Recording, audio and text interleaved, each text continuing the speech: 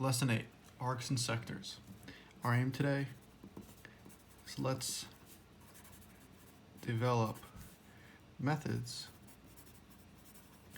for finding lengths and areas of parts of circles. Okay, so 8.1 math talk, fractions of a circle. Evaluate each problem mentally.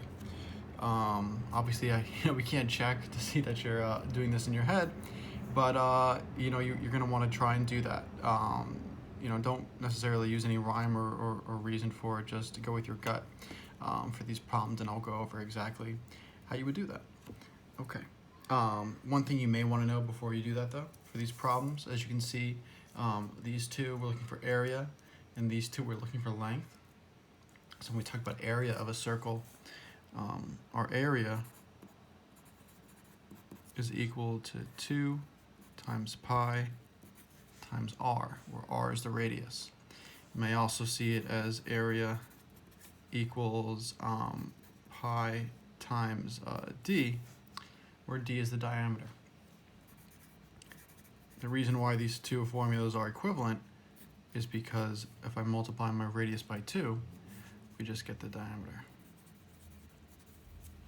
Okay, and then for circumference, C stands for circumference. Oh, I got these two mixed up. Right, pi r squared is my formula for area, and I could do pi times diameter over 2 squared, right? Because I'm just cutting my diameter in half to make it equal to the radius.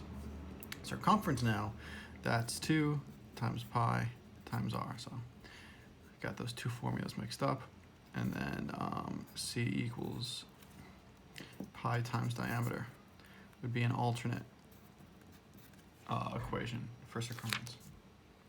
All right, so take a look at these four. Try and do each one in your head, and then we'll go over how each one is calculated. Okay, so for this first one, we can see that this is taking up half the circle. So I know that here I've got a radius of 8. So it would be just pi r squared, or pi times 8 squared. And again, I'm doing this in my head, but I'm writing it out just so you can't really visualize what's going on in my head. And then we're going to cut it in half. All right, so that'll be, I keep breaking this pencil. I used to swear by Ticonderoga. I may have to revoke that brand plug. They're not paying me enough to justify this. Look how this is ridiculous. Absolutely ridiculous. All right, so pi times 64 over 2, or equal to pi times 32. All right, and since pi is an irrational number, there's no reason for me to try and multiply this out, because then I'm just going to get a decimal I can't even write. So more commonly, since pi is a constant, it's a representation for a number, we usually write the actual number in front. So this is also known as 32 pi. All right, now for circumference, again, we see we've got half the diagram. So I see my radius is 8, so 2 times pi times 8, and I'm going to divide everything by 2. These are going to cancel out, so I just get 8 pi, or pi times 8. I prefer to write it like that, and I'd recommend you do the same. Okay, here we see we've got a right angle, and we can see that it's also a quarter of the circle. So I'm going to use my same formula, pi times 6 squared all over 4. Pi times 36 over 4.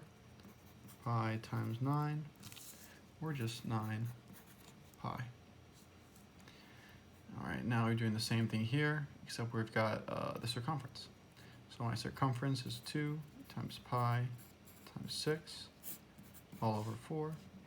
Simplifying the top, we get 12 times pi over 4.